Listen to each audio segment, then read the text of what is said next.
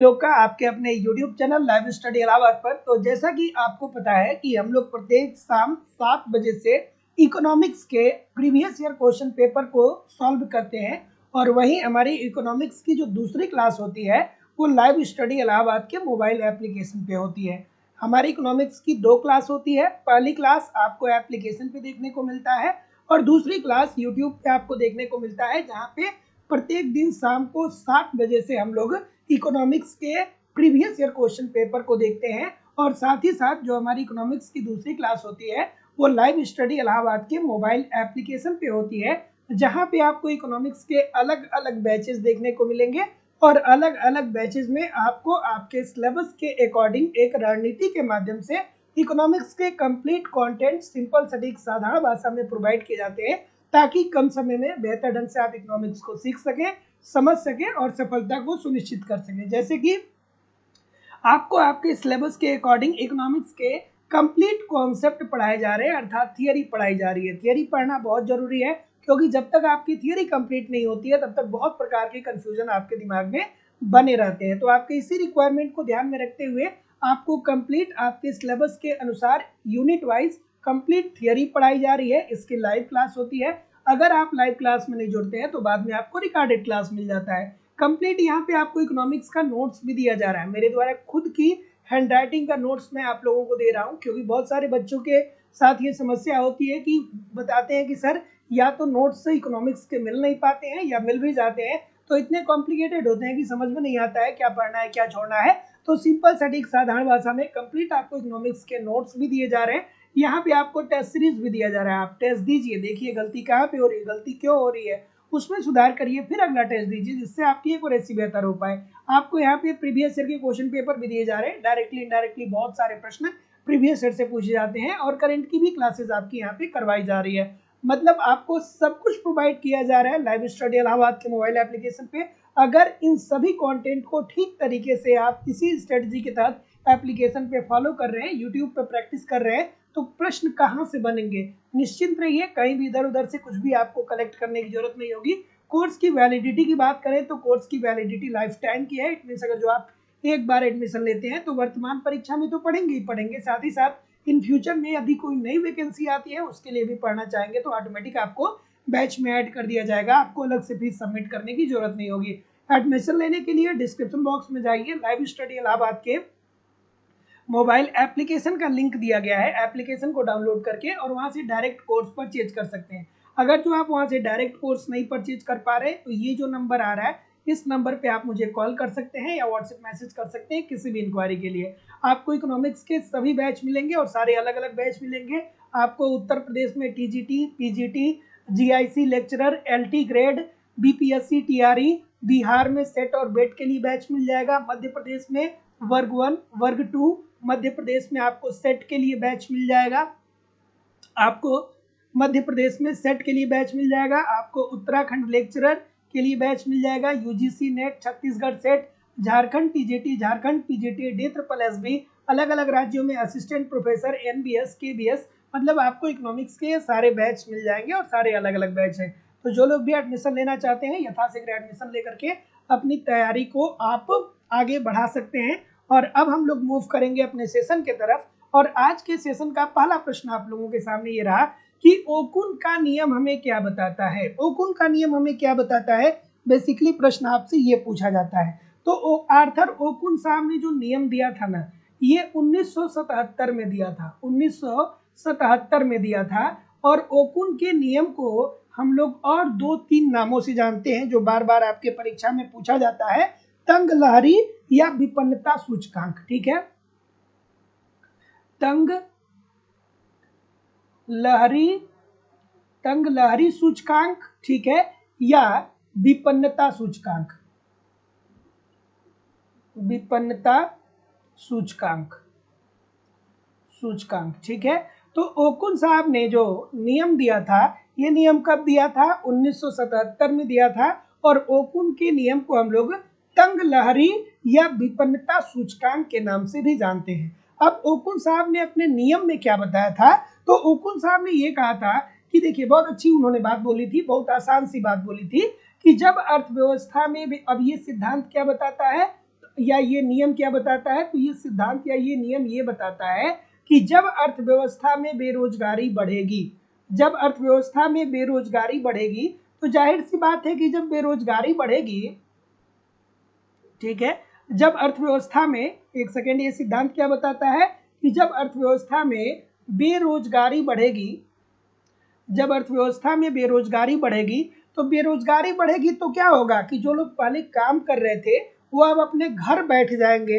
तो जब बेरोजगारी में वृद्धि होगी तो जाहिर सी बात है कि लोगों की आय में क्या हो जाएगी, कमी आ जाएगी। इजी सी बात है कि जब आप बेरोजगार हो जाएंगे तो आपकी आय में कमी हो जाएगी। पहली बात ये ठीक है, और दूसरी बात ये भी ठीक है कि अगर जो किसी कारणवश बेरोजगारी में कमी आ रही है, बेरोजगारी में कमी आ रही है, अगर जो अर्थव्यवस्था में किसी कारणवश बेरोजगारी में कमी आ रही है, तो बेरोजगारी में कमी आ रही है तो इसका मतलब कि बहुत सारे लोगों को रोजगार मिल जा रहा है, और जब लोगों को रोजगार मिल जा रहा है तो जाहिर सी बात है कि अर्थव्यवस्था में लोगों की आय में क्या हो जाएगी, वृद्धि हो जाएगी। तो यही बात बताता है ओकुन का नियम। तो याद रखिएगा कि ओकुन साहब ने 1977 में जो नियम दिया था उसमें उन्होंने ये बताया था कि बेरोजगारी और वास्तविक आय में ऋणात्मक संबंध होता है। तो ओकुन के नियम को हम लोग तंग लहरी सूचकांक या विपन्नता सूचकांक के नाम से भी जानते हैं। और ओकुन का ये जो नियम है वो ये बताता है कि अगर जो अर्थव्यवस्था में बेरोजगारी में वृद्धि होगी तो बहुत सारे लोग अपने घर बैठ जाएंगे, तो जब घर बैठ जाएंगे तो उनकी आय में कमी आ जाएगी, अर्थात बेरोजगारी बढ़ेगी तो आय में कमी आ जाएगी। और वहीं दूसरी तरफ अगर जो किसी कारणवश अर्थव्यवस्था में बेरोजगारी में कमी हो रही है तो लोगों की आय में वृद्धि हो जाएगी, क्योंकि अब लोग रोजगार प्राप्त कर रहे हैं। तो यही बात बताई जाती है। तो जितने लोग भी बी बोल रहे हैं सभी लोग का उत्तर यहाँ पे बिल्कुल ठीक हो जाएगा। अगला प्रश्न है कि एक संविदा वक्र स्पर्शता बिंदु का रेखापथ होता है। अब चलिए बताइए, अब ऐसे प्रश्नों के लिए आपको गहनता पूर्वक इकोनॉमिक्स के थियरी पढ़ने की जरूरत है, क्योंकि पेपर में जब ये प्रश्न आ जाते हैं ना और आपको थियरी नहीं पता होता है तो आप गेस करके ऐसे प्रश्नों को कभी भी एग्जामिनेशन हॉल में सही नहीं कर सकते। चलिए क्या उत्तर आ रहा है भाई, और ये सारी थियरी और ये सारे कॉन्सेप्ट आप लोगों को एप्लीकेशन पे करवाए जा रहे हैं। तो जो लोग भी एडमिशन लेना चाहते हैं यथाशीघ्र एडमिशन लेकर के आराम आराम से पढ़िए, सब कुछ आपका कवर हो जाएगा। तो चलिए क्या उत्तर आ रहा है, तो एक संविदा वक्र, संविदा वक्र की बात कौन किया था, या संविदा वक्र की अवधारणा किस अर्थशास्त्री ने दिया था, सभी लोग कमेंट करके बताइए।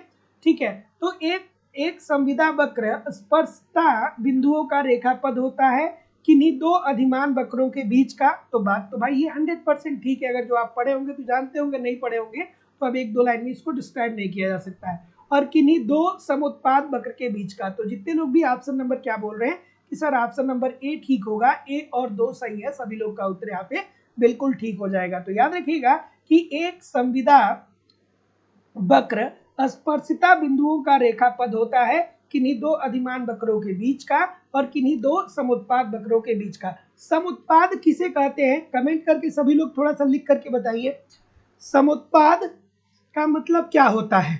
चलिए समुत्पाद वक्र के अंतर्गत हम लोग क्या पढ़ते हैं, सभी लोग कमेंट करके बताइए।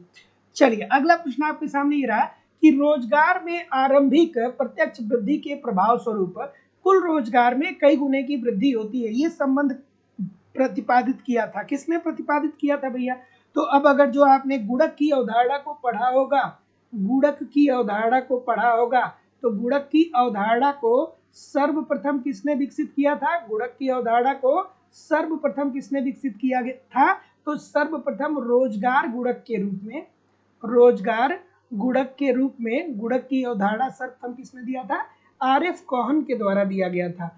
वहीं गुणक की अवधारणा को विकसित किसने किया था, गुणक की अवधारणा को विकसित किसने किया था, तो विकसित करने का कार्य जाता है किसको, किन्स साहब को, और इन्होंने निवेश गुणक की बात की थी, निवेश गुणक की बात की थी, निवेश गुणक की बात की थी, किसने किया था, किन्स साहब ने किया था।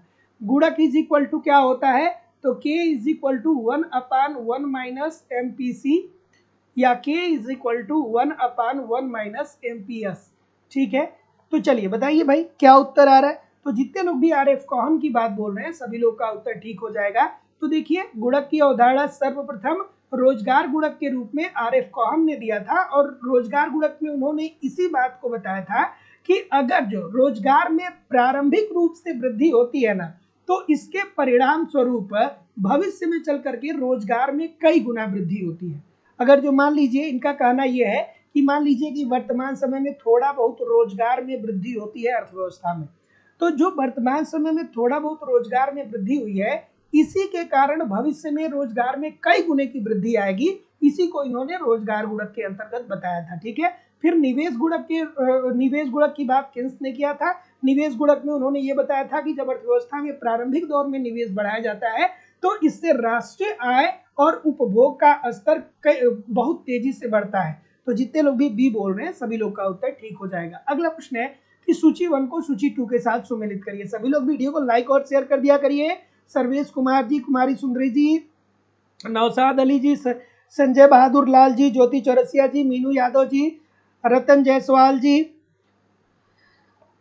एस एन मिश्रा जी, तस्नीम खान जी, ज्योति चौरसिया जी, विकास कुमार मिश्रा जी, राजन सिंह जी।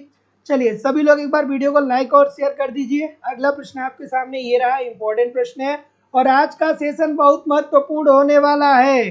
पूरा सेशन पढ़िएगा, 1 बार 2 बार 3 बार रिवीजन करिएगा क्योंकि आज का सेशन बहुत महत्वपूर्ण है। अब मार्शल की बात करें तो मार्शल साहब ने किसकी बात की थी? आंशिक संतुलन की बात की थी। और आंशिक संतुलन में हम लोग क्या अध्ययन करते हैं? किसी एक यूनिट का अध्ययन करते हैं। ठीक है, आंशिक संतुलन के अंतर्गत हम लोग किसी एक इकाई का अध्ययन करते हैं। जैसे किसी परिवार का अध्ययन कर सकते हैं, किसी फर्म का अध्ययन कर सकते हैं, किसी व्यक्ति का अध्ययन कर सकते हैं। अगर जो फिशर साहब की बात करें तो फिशर साहब ने समय अधिमान की बात की थी, समय अधिमान की बात की थी। सैमुअल्सन साहब की बात करें तो सैमुअल्सन साहब ने व्यापार चक्र की 4 अवस्थाओं को बताया था। कौन कौन था कमेंट करके बताइए। और जेवन साहब ने सीमांत उपयोगिता की बात की थी। तो जितने लोग भी 3, 1, 2, 4 बोल रहे हैं सभी लोग का उत्तर एब्सोल्युटली 100% ठीक है। अगला प्रश्न है कि त्वरक का सबसे नजदीकी संबंध किससे है? त्वरक का सबसे नजदीकी संबंध किससे है भाई? ठीक है, और पढ़ाई को जारी रखिए, परीक्षा आपकी उसी सीमा पे होगी। ठीक है ना, तो पढ़ाई को आप लोग जारी रखिए हर जगह, चाहे उत्तर प्रदेश की बात करें, बिहार की बात करें, मध्य प्रदेश की बात करें, झारखंड की बात करें, तो अब हर राज्यों में परीक्षाएं होने वाली है, तो एकदम लग जाइए मेहनत से। चलिए क्या उत्तर आ रहा है भाई? ऑप्शन नंबर ए बोल रहे हैं, बी बोल रहे हैं, बचत से। बचत से क्यों बोल रहे हो भैया? ऐसा क्या है बचत में? नहीं पढ़ोगे तो कैसे काम चलेगा भाई? त्वरक का सबसे नजदीकी संबंध किससे है? तो त्वरक की अवधारणा सर्वप्रथम किसने दिया था? त्वरक की अवधारणा सर्वप्रथम किसने दिया था बताइए? त्वरक की अवधारणा सर्वप्रथम किसने दिया था? तो अफ्तेलियन ने दिया था। अफ्तेलियन ने दिया था। किसने दिया था? अफ्तेलियन के द्वारा दिया गया था। और त्वरक की अवधारणा को विकसित किसने किया था? त्वरक की अवधारणा को विकसित करने का जो श्रेय जाता है वो किसको जाता है? वो जेबी क्लार्क को जाता है। वो किसको जाता है? जेबी क्लार्क को जाता है। त्वरक क्या बताता है?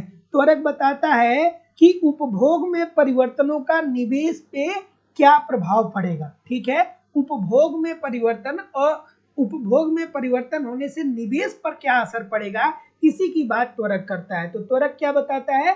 तो त्वरक उपभोग में परिवर्तन से निवेश पर पड़ने वाले प्रभाव की बात करता है।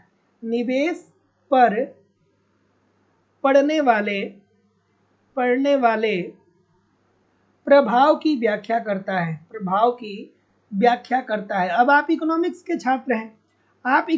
छात्र हैं, तो इसका क्या मतलब हुआ कि उपभोग में परिवर्तन से निवेश पे पड़ने वाले प्रभाव की व्याख्या करता है। जाहिर सी बात है कि अगर जो अर्थव्यवस्था में किसी वस्तु का उपभोग बढ़ेगा तो इसका मतलब क्या हुआ? मांग बढ़ रहा है। और जब मांग बढ़ेगा तो जाहिर सी बात है कि निवेश में वृद्धि होगी। निवेश में क्या होगी? वृद्धि होगी।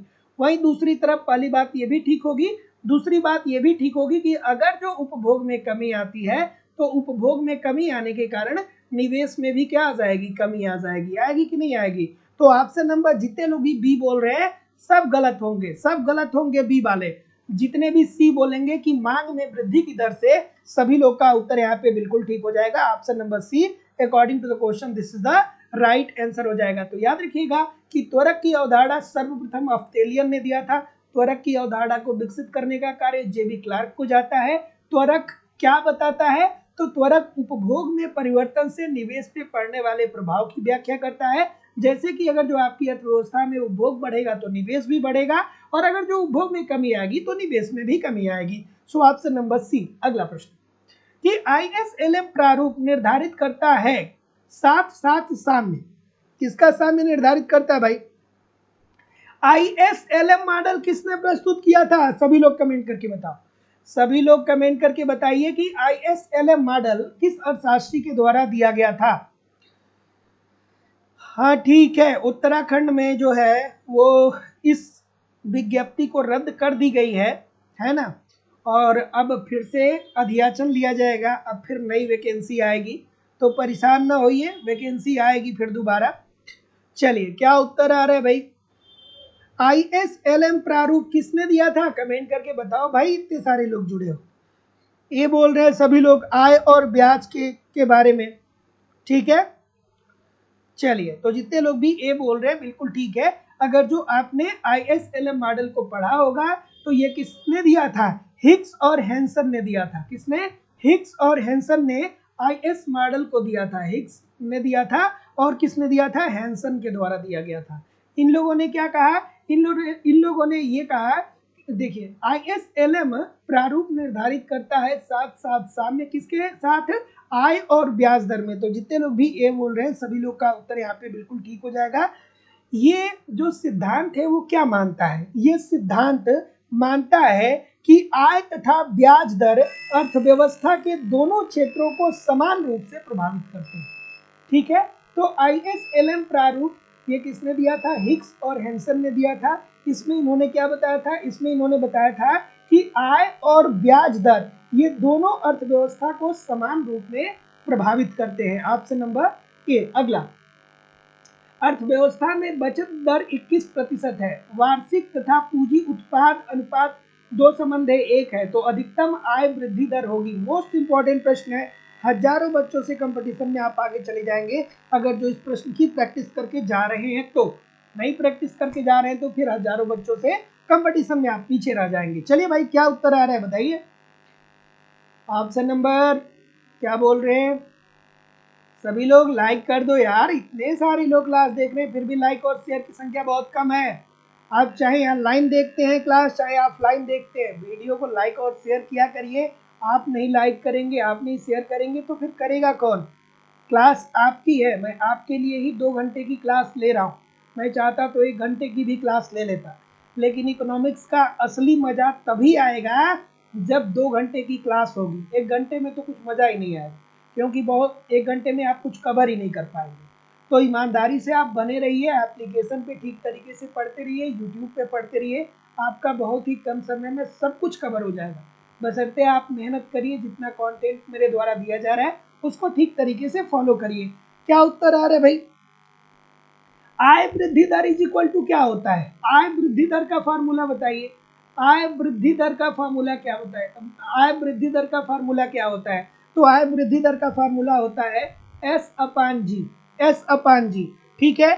जहां पे आपको S अर्थात बचत की दर कितनी दी गई है? बचत दर कितनी दी गई है? बचत दर आपको 21% दी गई है, 21%। और जी का मान कितना दिया गया? पूंजी उत्पाद अनुपात कितना दिया गया है? 2 दे दिया गया है। तो जी का मान कितना दे दिया गया है? 2 दे दिया गया है। तो आय वृद्धि में आप रख दीजिए, एस का मान 21 है और जी का मान 2 है, तो ये क्या हो जाएगा? 10 दूना 20 आ 2 5 दूनी 10 अर्थात 10.5। तो जितने लोग भी बी बोल रहे हैं कि सर जी 10.5%, सभी लोग का उत्तर यहाँ पे एब्सोल्युटली 100% ठीक हो जाएगा। तो याद रखिएगा कि अगर आपके पेपर में ये प्रश्न आता है कि अर्थव्यवस्था में बचत दर 21% वार्षिकी तथा पूंजी उत्पाद अनुपात 2:1 है, तो अधिकतम आय वृद्धि दर क्या होगी? तो आय वृद्धि दर का फार्मूला जो होता है वो क्या होता है? S अपान जी। S क्या इंडिकेट करता है? S बचत दर को बताता है और जी पूंजी उत्पाद अनुपात को बताता है। तो बचत कितना है? 21% और जी कितना है आपका? 2। तो ये कितना हो जाएगा? 10.5। तो जितने लोग भी बोल रहे हैं सभी लोग का उत्तर ठीक हो जाएगा, अर्थात आय वृद्धि दर इज इक्वल टू 10.5 हो जाएगा। अगला प्रश्न कि यदि डेल्टा आई 100 तथा एमपीसी 0.9 है तब राष्ट्रीय आय में वृद्धि दर होगी। चलिए भाई बताइए। अब अगर जो आपने गुणक और त्वरक के थियरी को नहीं पढ़ा है ना, अगर जो आप गुणक नहीं जानते हैं, अगर जो आप त्वरक नहीं जानते हैं, तो ऐसे प्रश्नों को सॉल्व करने में बहुत कठिनाई आपको होगी, नहीं कर पाएंगे। लेकिन अगर जो गुणक त्वरक को आपको पता है तो आप बहुत आसानी से इस प्रश्न को कर लेंगे। तो मैं अभी आप लोगों को, हाँ क्या उत्तर है, पहले आप उत्तर करिए। ठीक है, तो अभी मैं आपको कुछ देर पहले बता रहा था कि गुणक की अवधारणा सर्वप्रथम रोजगार गुणक के रूप में आरएफ कोहन ने दिया था, और गुणक की अवधारणा को विकसित करने का श्रेय किसको जाता है, जेबी क्लार्क को, सॉरी, गुणक की अवधारणा को विकसित करने का श्रेय किसको जाता है, तो किन्स को जाता है निवेश गुणक के रूप में। गुणक इज इक्वल टू क्या होता है, के इज इक्वल टू क्या होता है, डेल्टा वाई मतलब आय अपान डेल्टा आई। अभी हमने कुछ देर पहले आपको बताया था कि गुणक क्या बताता है, तो गुणक ये बताता है कि जब आपकी निवेश बढ़ती है, जब आपकी अर्थव्यवस्था में निवेश बढ़ाया जाता है, तो निवेश बढ़ने के कारण भविष्य में चल करके आपकी आय में कई गुने की वृद्धि होती है। तो k is equal to delta Y upon I लिख सकते हैं, या k इज इक्वल टू आप लिख सकते हैं 1/1 माइनस एमपीसी, या k इज इक्वल टू आप लिख सकते हैं 1/1 माइनस एमपीएस लिख सकते हैं, एमपीएस लिख सकते हैं कि नहीं लिख सकते हैं। तो अब चलिए बता दीजिए, तो क्या दिया हुआ है यहाँ पे, डेल्टा आई का मान कितना दे दिया गया है, 100 दे दिया गया है। ठीक है, डेल्टा आई का मान 100 दे दिया गया है, और सी का मान कितना दिया गया है, सी का मान जो दिया गया है वो 0.9 दिया गया है। तो चलिए सॉल्व करते हैं। तो इसको कैसे लिख सकते हैं, delta Y upon delta I, delta Y upon delta I को हम लोग क्या लिख सकते हैं, यही तो के से इंडिकेट किया जाता है। इसको हम लोग ऐसे भी तो लिख सकते हैं 1/1 माइनस एमपीसी, ऐसे भी तो लिख सकते हैं कि नहीं लिख सकते हैं। अब आप थोड़ा सा इसको पक्षांतर कर दीजिए। तो चूंकि हमको डेल्टा वाई ही तो निकालना है ना, तो delta Y is equal to 1/1 minus MPC into अब इसको इधर लाइए, पक्षांतर कर लीजिए, इंटू डेल्टा आई हो जाएगा। ठीक है, अब चलिए मान रख देते हैं, चूंकि डेल्टा आई का मान कितना दे दिया गया है, डेल्टा आई का मान 100 दे दिया गया है, और सी का मान कितना दे दिया गया है, सी का मान 0.9 दे दिया गया है। तो अब देखिए delta Y is equal to क्या हो जाएगा, delta Y is equal to 1/, इसमें रखिए 1/1 माइनस 0.9, ये क्या है, एमपीसी का मान कितना दिया गया 0.9, तो delta Y is equal to 1/1 minus 0.9, और डेल्टा आई का मान कितना दिया गया, 100 दिया गया, 100 दिया गया। तो चलिए अब इसको आप जब सॉल्व करेंगे तो क्या होगा, delta Y is equal to 1/1 0.1 into 100। अब इसको जब आप सॉल्व करेंगे तो डेल्टा वाई का मान क्या आ जाएगा, डेल्टा वाई का मान आ जाएगा आपका 1000। तो जितने लोग भी ऑप्शन नंबर ए बोल रहे हैं, सभी लोग का उत्तर यहाँ पे बिल्कुल ठीक है। किसी ने प्रोसेस को फॉलो किया था कि खाली A B B B B कर रहे हैं, खाली ए बी सी कर रहे हैं, या किसी ने इस प्रोसेस को फॉलो किया था। देखिए प्रोसेस को फॉलो करिए, क्योंकि जो लोग आपको यहाँ पे दिख रहे हैं ना, अगर जो उनका उत्तर देख के आप भी कॉपी कर देंगे तो ये लोग परीक्षा में आपके साथ मिलेंगे नहीं, आपको अकेले ही करना है। तो आप अपना उत्तर खुद से करिए, खुद से प्रश्न को सॉल्व करने का प्रयास करिए, और प्रश्न नहीं आ रहा है तो इसमें कोई बहुत बड़ी बात नहीं है, जब मेहनत करेंगे तो सब आएगा, मेहनत करेंगे तो सब आएगा। चलिए क्या उत्तर आ रहा है भाई, कि कुल निवेश व्यय निश्चित हो तब किन्सियन दशा में बचत प्रवृत्ति में वृद्धि का परिणाम होगा। ये तो बच्चों वाली बात हो गई, जैसे जब प्रतिष्ठित अर्थशास्त्री आए थे, तो प्रतिष्ठित अर्थशास्त्री आए थे तो कहे थे कि भैया, जैसे प्रतिष्ठित अर्थशास्त्री आए जिसमें डेविड रिकार्डो, एडम स्मिथ, जिसमें जेएस मिल, जेबी से साहब थे, तो उन लोगों ने ये कहा था कि हमें बचत करना चाहिए ताकि भविष्य में हमारी निवेश क्षमता बेहतर हो जाए। लेकिन जब किन्स साहब आते हैं तो किन्स साहब उन लोगों का खंडन करते हैं, किन्स साहब उन लोगों की आलोचना करते हैं, कहते हैं अरे भैया, अगर जो हम बचत करेंगे तो पैसा जेब में रख लेंगे तो हमारा जो निवेश होगा वो क्या हो जाएगा, कम हो जाएगा।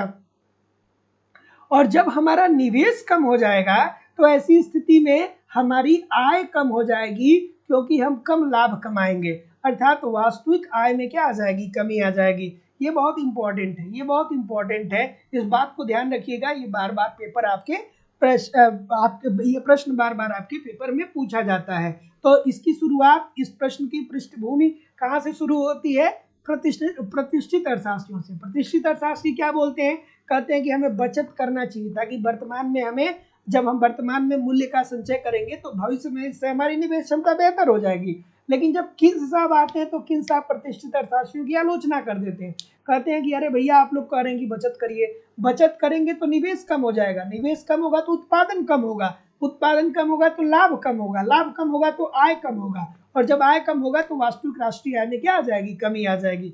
तो इन्होंने ही बचत के विरोधाभास की भी बात की थी। तो जितने लोग भी सी बोल रहे हैं ठीक बोल रहे हैं।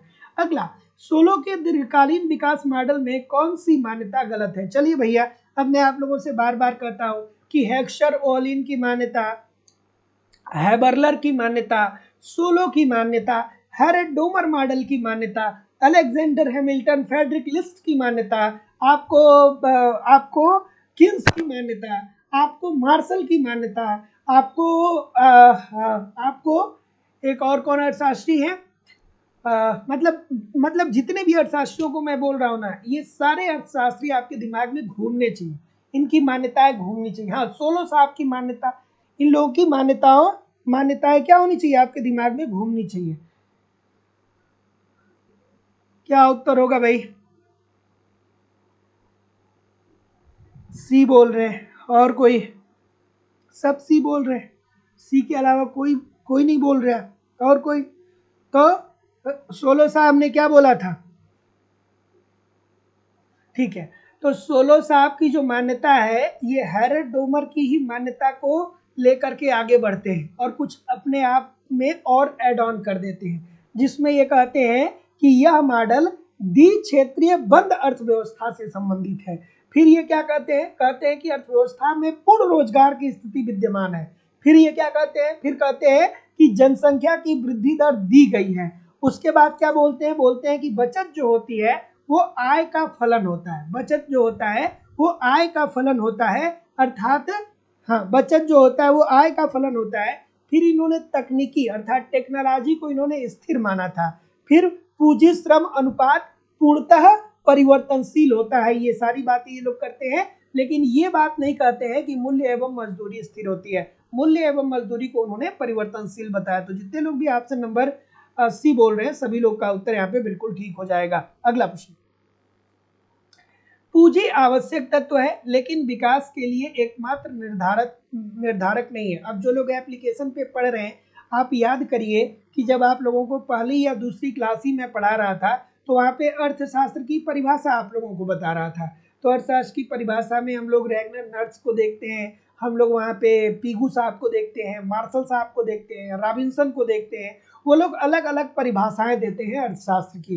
तो ये किसने बात कही थी कि पूंजी आवश्यक है लेकिन विकास के लिए एकमात्र निर्धारक नहीं है। तो जितने लोग भी ऑप्शन नंबर क्या बोल रहे हैं, रैगनर नर्स की बात बोल रहे हैं, सभी लोग का उत्तर ठीक हो जाएगा। जैसे एडम स्मिथ साहब ने क्या कहा था, एडम स्मिथ साहब ने कहा था कि अर्थशास्त्र धन का अध्ययन है, मतलब अर्थशास्त्र के अंतर्गत हम धन का अध्ययन करते हैं। लेकिन जब बात के अर्थशास्त्री आते हैं तो अलग अलग कालखंड में अलग अलग अर्थशास्त्रियों ने इसकी आलोचना भी की। तो उसी क्रम में अगर जो हम लोग रैगनर नर्स की बात करें तो रैगनर नर्स क्या बोलते हैं कि देखिए भैया, विकास के लिए या जीवन जीने के लिए पूंजी आवश्यक है, लेकिन केवल और केवल पूंजी के द्वारा विकास नहीं किया जा सकता है। और इनकी बात ये बिल्कुल ठीक है। So option number D according to the question this is the right answer हो जाएगा। अगला, हैरेड मॉडल में GN, GA तथा GW क्रमशः प्राकृतिक, वास्तविक व वांछित आय वृद्धि दरें हैं, तब निम्न दशाओं का अध्ययन कीजिए और संतुलन समृद्धि संभव है। चलिए, क्या उत्तर आ रहा है, और देखिए जितना भी मैं सेशन करा रहा हूं इसको खूब ईमानदारी से देखा करिए।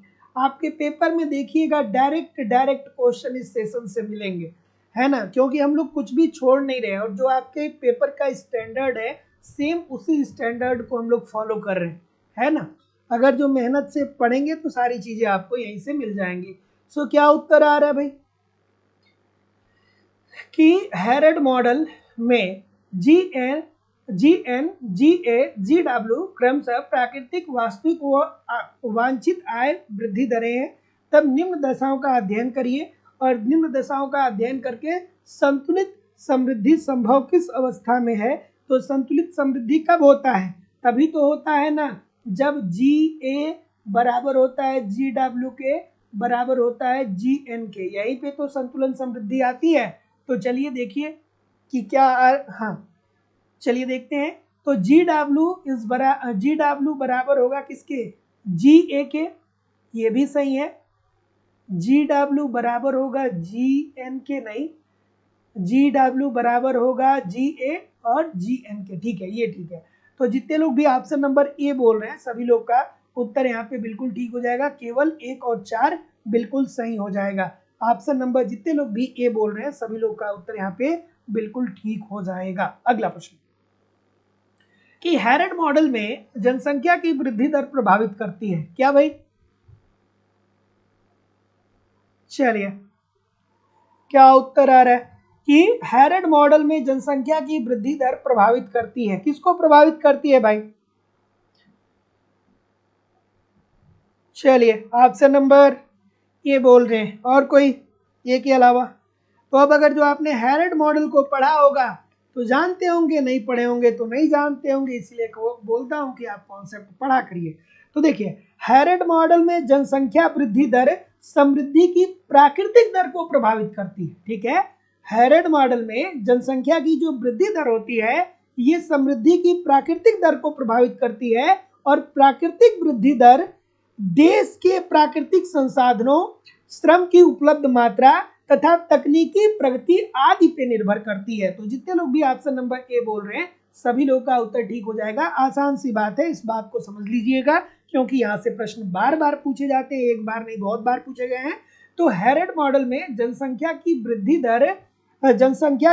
दर प्राकृतिक दर को प्रभावित करती है। और प्राकृतिक दर का क्या मतलब होता है? तो प्राकृतिक दर देश के प्राकृतिक संसाधनों, श्रम की उपलब्ध मात्रा तथा तकनीकी प्रगति आदि पे निर्भर होते हैं, और इसे वृद्धि का पूर्ण रोजगार दर भी कहा जाता है। तो ये प्रश्न पूछा जाता है कि पूर्ण रोजगार दर कौन सा है? तो पूर्ण रोजगार दर समृद्धि का प्राकृतिक दर होता है। ठीक है, इस बात को ध्यान में रखिएगा, यहाँ से बार बार प्रश्न आपके पेपर में पूछे जाते हैं। सो ऑप्शन नंबर ए जितने लोग भी बोल रहे हैं ठीक बोल रहे हैं। अगला कि मिजरी इंडेक्स क्या प्रदर्शित करता है भाई? मिजरी इंडेक्स की अवधारणा किसने दिया था? आर्थर ओकुन ने दिया था ना, आर्थर ओकुन। प्रश्न पूछा जाता है कि मिजरी इंडेक्स की अवधारणा किसने दिया था? तो आर्थर ओकुन ने दिया था। कब दिया था भैया? 1977 में दिया था। क्या बताया था? तो उन्होंने क्या बताया था भाई? उन्होंने क्या बताया था बताइए? ऑप्शन नंबर ए बोल रहे हैं। ठीक है, तो उन्होंने क्या बोला था कि बेरोजगारी और स्थिति में क्या होता है, बेरोजगारी और आय में उन्होंने विपरीत संबंध को बताया था, जिसमें उन्होंने क्या बोला था कि अगर जो अर्थव्यवस्था में बेरोजगारी बढ़ेगी, अर्थव्यवस्था में अगर जो किसी कारणवश बेरोजगारी में वृद्धि होगी तो इससे क्या होगा कि राष्ट्र की आय में कमी आएगी। जाहिर सी बात है कि लोग बेरोजगार होंगे तो आय में कमी आएगी, और अगर जो बेरोजगारी में कमी आ रही है तो जाहिर सी बात है कि अर्थव्यवस्था में आय में क्या हो जाएगा? वृद्धि होगा। तो जितने लोग भी ए बोल रहे हैं, अभी कुछ देर पहले हम लोग इसके बारे में सब विस्तार से डिस्कस कर रहे थे, तो जितने लोग भी ए बोल रहे हैं बिल्कुल ठीक बोल रहे हैं। अगला प्रश्न है कि विकासशील देशों में अतिरिक्त श्रम उस अर्थ में मिलता है कि प्रत्येक श्रमिक सामान्य कार्य के घंटे की अपेक्षा कम काम करता है। ये विचार किसके द्वारा प्रस्तुत किया गया था? चलिए, और आप लोगों की इकोनॉमिक्स की जो दूसरी क्लास है वो लाइव स्टडी इलाहाबाद के मोबाइल एप्लीकेशन पे होती है, जहाँ पे आपको इकोनॉमिक्स के अलग अलग बैच देखने को मिलते हैं, और अलग अलग बैचेज में आपको आपके सिलेबस के अकॉर्डिंग एक रणनीति के तहत इकोनॉमिक्स के कंप्लीट कंटेंट दिए जा रहे हैं सिंपल सटीक साधारण भाषा में, ताकि आप कम समय में बेहतर ढंग से इकोनॉमिक्स को सीख सकें, समझ सकें और सफलता को सुनिश्चित कर सकें। जैसे कि आपको आपके सिलेबस के अनुसार इकोनॉमिक्स की कंप्लीट थियरी पढ़ाई जा रही है, इसकी लाइव क्लास होती है। अगर जो आप लाइव क्लास में नहीं जुड़ते हैं तो बाद में आपको रिकॉर्डेड क्लास मिल जाता है, क्योंकि थियरी पढ़ना बहुत जरूरी है। क्योंकि जब तक आप थियरी नहीं पढ़ेंगे ना तब तक आपको इकोनॉमिक्स का और छोर ही नहीं पता चलेगा, आपको समझ में ही नहीं आएगा कि ये प्रश्न कहाँ से पूछा गया। तो कंप्लीट थियरी पढ़ाई जा रही है, एक क्रम से आपके सिलेबस के अनुसार थियरी को पढ़िए। कंप्लीट मेरे द्वारा खुद की हैंड राइटिंग का लिखा हुआ नोट्स मैं आप लोगों को दे रहा हूँ कि एक तरफ आप थियरी पढ़ते रहिए, दूसरी तरफ नोट्स के माध्यम से रिवीजन करते रहिए। आपको टेस्ट सीरीज दिया जा रहा है, टेस्ट दीजिए, अपना इवेल्युएशन करिए, देखिए गलती कहाँ पे हो रही है, गलती क्यों हो रही है, उसमें सुधार करिए, फिर अगला टेस्ट दीजिए, जिससे आपकी एक्यूरेसी बेहतर हो पाए। आपको प्रीवियस ईयर के क्वेश्चन पेपर भी दिए जा रहे हैं, डायरेक्टली इनडायरेक्टली बहुत सारे प्रश्न प्रीवियस ईयर से पूछे जाते हैं, और करंट की भी क्लासेस करवाई जा रही है। मतलब सब कुछ कवर कराना हमारी जिम्मेदारी है। बस आप ईमानदारी से एप्लीकेशन पे इन सारे कंटेंट को फॉलो करते रहिए, यूट्यूब पे प्रैक्टिस करते रहिए, कहीं भी इधर उधर से कुछ भी आपको कलेक्ट करने की जरूरत नहीं होगी। बस आप पढ़िए तो सही, कंटेंट तो मैं इतना दूंगा, और ऐसा नहीं है कि मेरे पास कोई जादू है कि मैं जादू कर कोई ऐसी जादू है कि मैं आपको दे दूंगा और आपका सिलेक्शन हो जाएगा।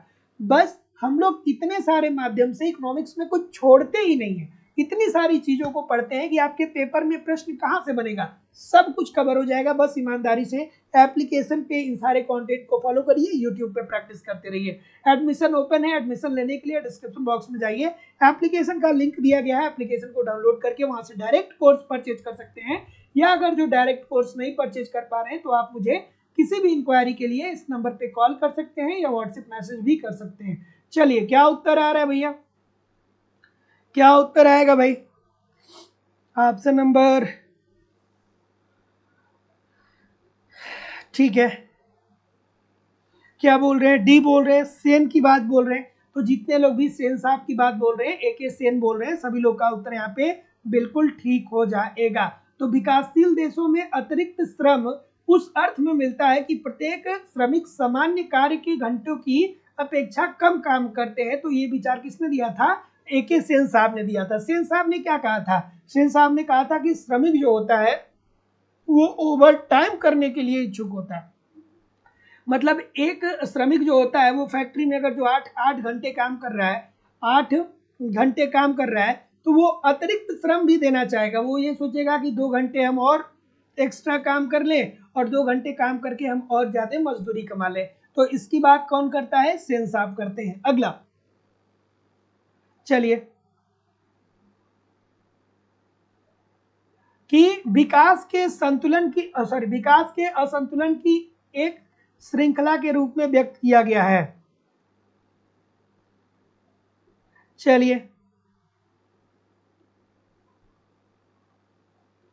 क्या बोल रहे हैं भाई?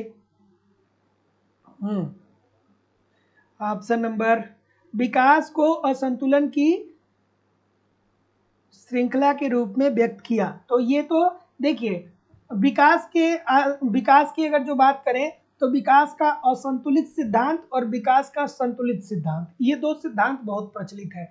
तो जो विकास का असंतुलित सिद्धांत है ना, वो हर्ट्समैन साहब ने दिया था, और उन्होंने ये कहा था कि अर्थव्यवस्था में श्रम और पूंजी सीमित मात्रा में विद्यमान है। उन्होंने क्या बोला था? कि श्रम और पूंजी अर्थव्यवस्था में सीमित मात्रा में विद्यमान है, तो इसलिए आप अर्थव्यवस्था के सभी क्षेत्रों में समान रूप से श्रम और पूंजी को मत लगाइए। अर्थव्यवस्था में अगर जो मान लीजिए ए बी सी डी ये 4 क्षेत्र हैं, तो अगर जो आपको बी और सी में श्रम और पूंजी लगाने से लाभ ज्यादा मिल रहा है, तो पहले आप बी और सी में लगाइए श्रम और पूंजी को, और उसके बाद जब आपको लाभ मिल रहा है तो फिर आप ए और बी में लगाइए, तब अर्थव्यवस्था विकास की तरफ अग्रसर हो जाएगी। लेकिन वहीं अगर जो रेगनर नर्स की बात करें, तो रेगनर नर्स साहब ने संतुलित विकास की अवधारणा दिया था, जिसमें कहा था कि अर्थव्यवस्था में जितने भी क्षेत्र हैं, सभी क्षेत्रों में आप क्या करिए? समान मात्रा में श्रम और पूंजी का निवेश करिए। सो ऑप्शन नंबर डी। अगला कि अनुकूलतम प्रशुल्क दर वह है जो,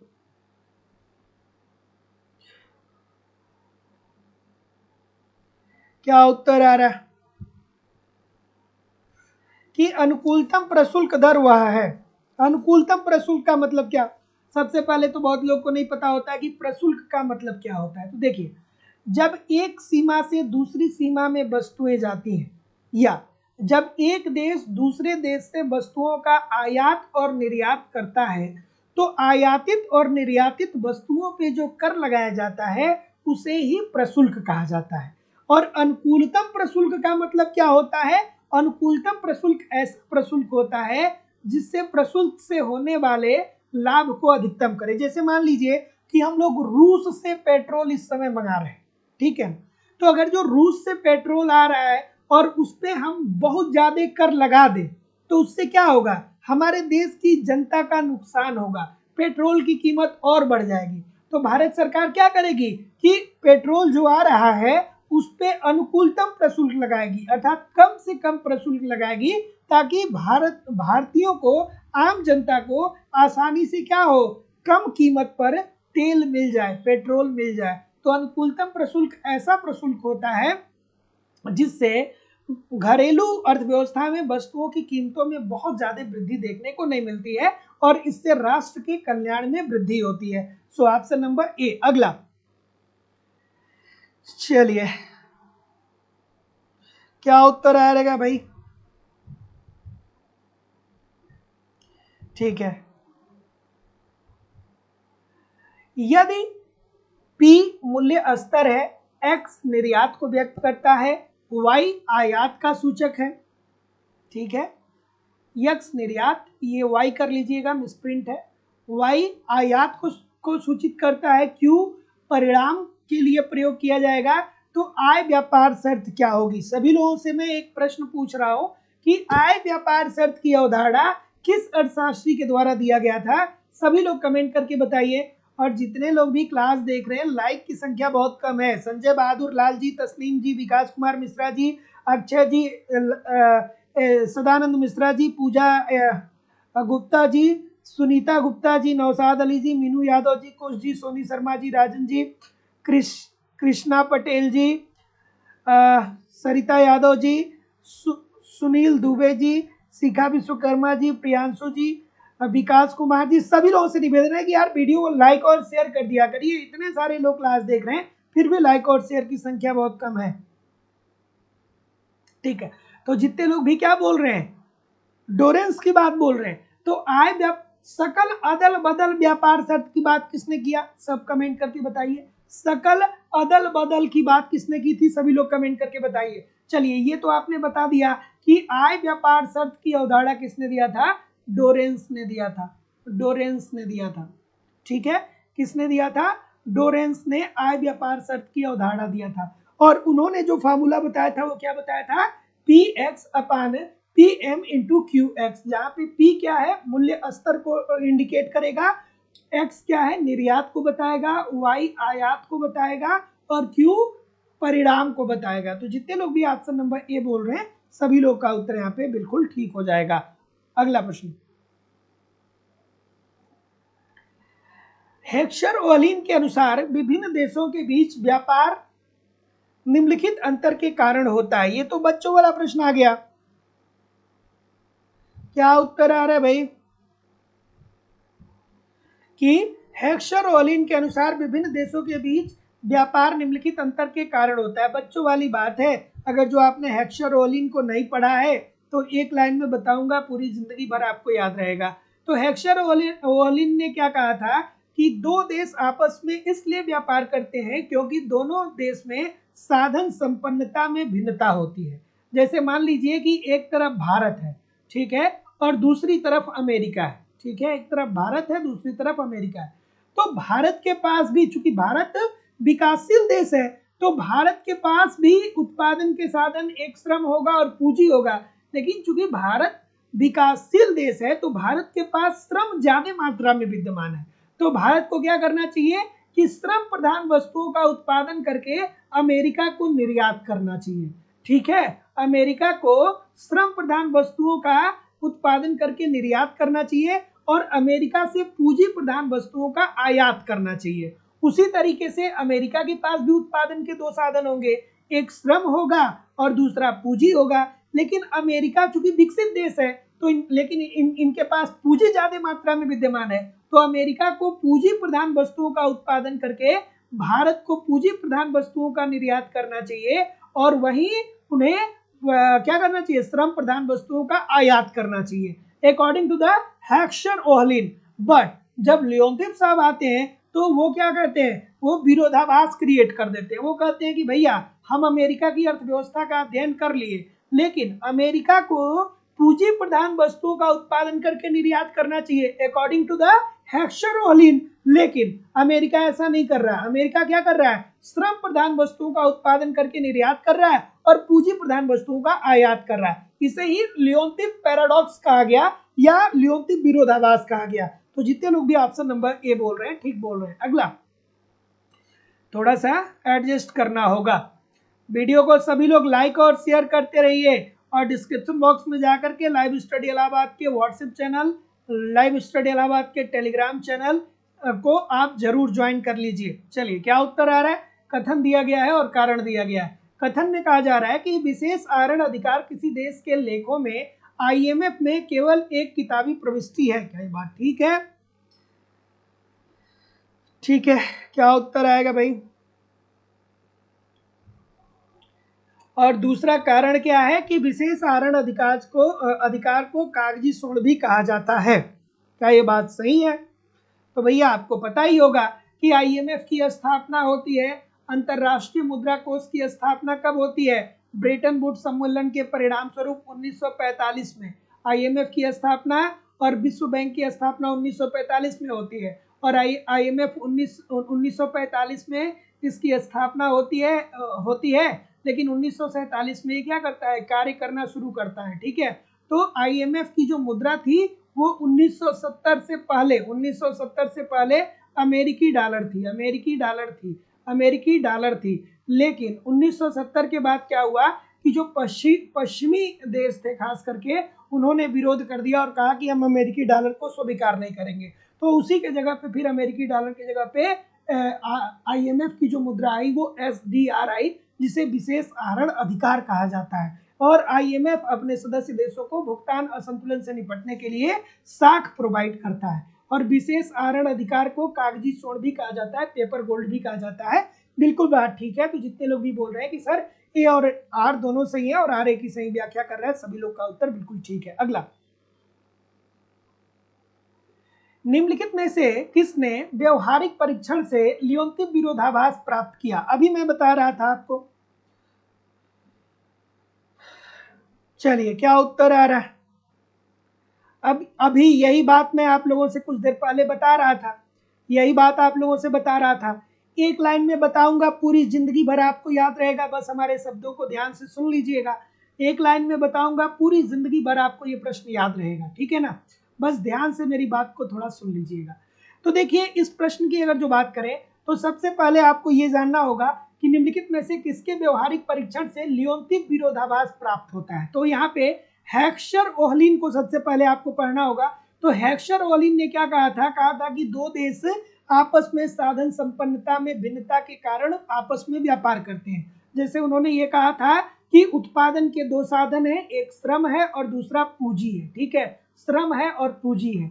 और उन्होंने क्या कहा कि दो देश ही आपस में व्यापार करेंगे। तो उन्होंने कहा कि जैसे दो देश है, जैसे मानने के लिए एक भारत है और एक अमेरिका है। ठीक है, एक भारत है एक अमेरिका है। तो भारत के पास भी उत्पादन के दो साधन होंगे, एक श्रम होगा और दूसरी पूंजी होगी। लेकिन चूंकि भारत विकासशील देश है तो भारत के पास क्या है? श्रम ज्यादा मात्रा में विद्यमान है।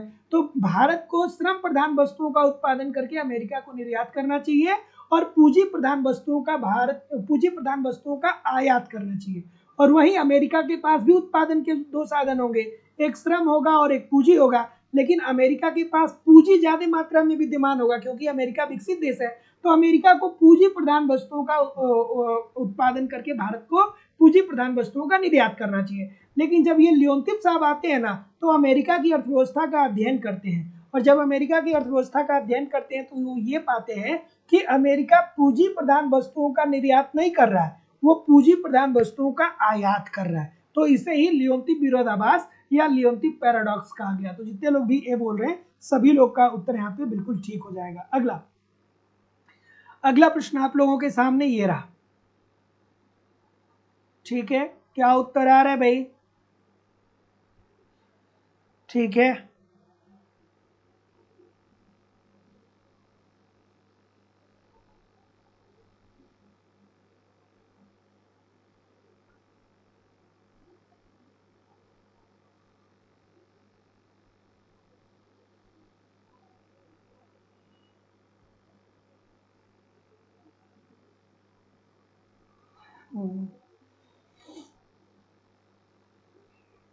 चलिए, क्या उत्तर आ रहा है भाई?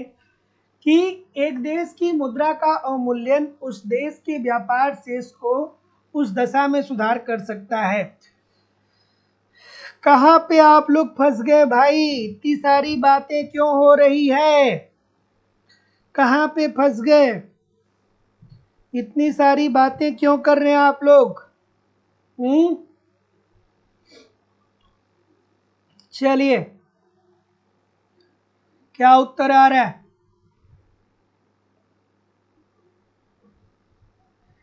क्या बोल रहे हैं कि एक देश की मुद्रा का अवमूल्यन उस देश के व्यापार शेष को उस दशा में सुधार सकता है। अब अगर जो आपने मार्शल और लर्नर के शर्त को पढ़ा होगा, अगर जो आप मार्शल और लर्नर के शर्त को आपने पढ़ा होगा, तो ये तीन कंडीशन की बात करते हैं। कौन कौन सी? ई एक्स प्लस ई एम जब लेस देन होता है 1 के, ई एक्स प्लस ई एम जब इज इक्वल टू होता है 1 के, और ई एक्स प्लस ई एम जब ग्रेटर देन होता है 1 के। ये तीन कंडीशन अगर जो आप पढ़े होंगे तो बड़े आराम से इस प्रश्न का उत्तर आप सही कर पाएंगे। सबसे पहले तो आपको यहाँ पे ये समझना होगा कि मुद्रा का अवमूल्यन का मतलब क्या होता है। तो मुद्रा के अवमूल्यन का मतलब ये होता है कि जानबूझ के आप अपनी मुद्रा के बाह्य मूल्य को कम कर देते हैं। जानबूझ के अपनी मुद्रा के बाह्य मूल्य को आप क्या कर देते हैं? कम कर देते हैं। और जब आप बाह्य मूल्य को कम कर देते हैं तो इससे आपकी जो निर्यात होते हैं ना, वो सस्ते हो जाते हैं। जो आपके निर्यात होते हैं वो आपके क्या हो जाते हैं? सस्ते हो जाते हैं। और जो आपके आयात होते हैं वो महंगे हो जाते हैं। आयात क्या होते हैं? आयात आपके क्या हो जाते हैं? आयात आपके महंगे हो जाते हैं। तो जितने लोग भी ऑप्शन नंबर क्या बोल रहे हैं, जितने लोग भी ऑप्शन नंबर डी बोल रहे हैं कि उसके निर्यातों की मांग की कीमत लोच अधिक हो, बात बिल्कुल ठीक है। अगर जो अगर जो अगर जो अंतरराष्ट्रीय बाजार में आपकी वस्तु की मांग ज्यादा है तो ऐसी स्थिति में आप अवमूल्यन करके ज्यादा वस्तुओं को बेच करके लाभ कमा सकते हैं। ठीक है, पहली बात ये हो गई। दूसरी बात, उसके आयातों की मांग की कीमत लोच अधिक हो, अर्थात आप ज्यादा आयात कर रहे हैं तो आप क्या कर सकते हैं कि ज्यादा आयात कर रहे हैं तो भुगतान असंतुलन की समस्या क्रिएट हो सकती है। तो ऐसी स्थिति में आप अवमूल्यन से आयात को कम कर सकते हैं, क्योंकि जब आयात महंगा हो जाएगा तो घरेलू अर्थव्यवस्था में इन वस्तुओं की मांग कम हो जाएगी। तो जितने लोग भी ऑप्शन नंबर डी बोल रहे हैं ना कि 1 और 3, सभी लोग का उत्तर यहाँ पे बिल्कुल ठीक हो जाएगा। और ये जितने लोग भी, देखिए एक बात मैं आप लोगों से बता रहा हूँ, बहुत बड़ी बात बता रहा हूँ। कोई भी शिक्षक है या कोई भी शिक्षिका है, तो अगर जो आप उससे पढ़ रहे हैं ना तो उसके प्रति रिस्पेक्ट रखिए। अगर जो आप किसी शिक्षक या किसी शिक्षिका के प्रति रिस्पेक्ट नहीं रख रहे हैं, आपको उस पर नहीं विश्वास है, तो आप उससे पढ़िए ही नहीं, है ना। क्योंकि अगर जो गुरु का रिस्पेक्ट आप नहीं कर पाएंगे, अगर जो आप शिक्षिका का रिस्पेक्ट नहीं कर पाएंगे, तो आप उससे कुछ सीख नहीं पाएंगे, कभी नहीं सीख पाएंगे। वो चाहे कितना भी अच्छा पढ़ा दे, वो सब कुछ बेहतर कर दे, फिर भी आप नहीं सीख पाएंगे, है ना।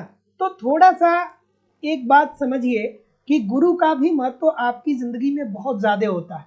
वो बात अलग है कि अब ऑनलाइन प्लेटफॉर्म है तो उस तरीके से चीजें नहीं है, लेकिन जो आपकी लाइफ में महत्वपूर्ण चीजें चल रही है ना, वो उसका साथी कौन है? वो आपका गुरु ही है। वो एक शिक्षक होगा या एक शिक्षिका होगा, इन्हीं के सहारे तो आप चल रहे हैं ना। ऐसा थोड़ी है कि आपके चाचा आके आपको इकोनॉमिक्स पढ़ा रहे हैं या आपके मामा आके आपको इकोनॉमिक्स पढ़ा रहे हैं, यही लोग तो पढ़ा रहे हैं। तो जो पढ़ा रहे हैं यार उसके रिस्पेक्ट करो। नहीं रिस्पेक्ट करने आता है तो मत पढ़ो उससे, है ना। बट एटलीस्ट यार किसी भी टीचर को, किसी भी टीचर की मैं बात करूं तो यार गलत नहीं बोलना चाहिए। आपको पढ़ने की इच्छा है तो पढ़िए, कोई आपको इन्विटेशन कार्ड थोड़ी दिया है, आपके घर पे कोई रजिस्ट्री थोड़ी करवाया कि जाइए आप वही यही पढ़िए चाहे वहीं पढ़िए। ठीक है, थोड़ा रिस्पेक्ट आप लोग जरूर दिया करिए। चलिए, क्या उत्तर होगा भाई? क्या उत्तर होगा कि निम्नलिखित अंतरराष्ट्रीय संगठनों पर विचार करिए। क्या उत्तर आ रहा है भाई? तो जैसा कि मैं देख पा रहा हूं, और आप जैसा भी सोचते हैं, जो भी आप समझते हैं, अगर जो कोई कोई शिक्षक या कोई शिक्षिका आपको पढ़ा रहा है ना, तो वो उस हर दौर से गुजर चुका है जिस दौर से आप आज गुजर रहे हैं, है ना।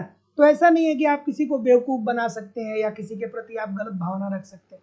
चलिए क्या उत्तर आ रहा है सर कि निम्नलिखित अंतरराष्ट्रीय संगठनों पे विचार करिए और इस अंतरराष्ट्रीय संगठनों के जन्म का सही कालक्रम क्या है आपको बताना है। तो जितने लोग भी क्या बोल रहे हैं, क्या बोल रहे हैं, तो आईएमएफ की स्थापना कब होती है? तो अंतरराष्ट्रीय मुद्रा कोष की अगर जो मैं बात करूं तो इसकी स्थापना 1945 में होती है, बिल्कुल ठीक है। गैट की बात करें तो गैट की स्थापना कब होती है? 1947 में इसकी स्थापना होती है। डब्ल्यूटीओ की बात करें, विश्व व्यापार संगठन की बात करें तो 1995 में इसकी स्थापना होती है। और विश्व व्यापार संघ की बात करें तो 1960 में इसकी स्थापना होती है। तो क्या उत्तर आ रहा है? तो जितने लोग भी सी बोल रहे हैं सभी लोग का उत्तर यहाँ पे बिल्कुल ठीक है। 2, 1, 4 और 3 option number C according to the question this is the right answer हो जाएगा। अगला क्या उत्तर होगा भाई? चलिए क्या उत्तर आ रहा है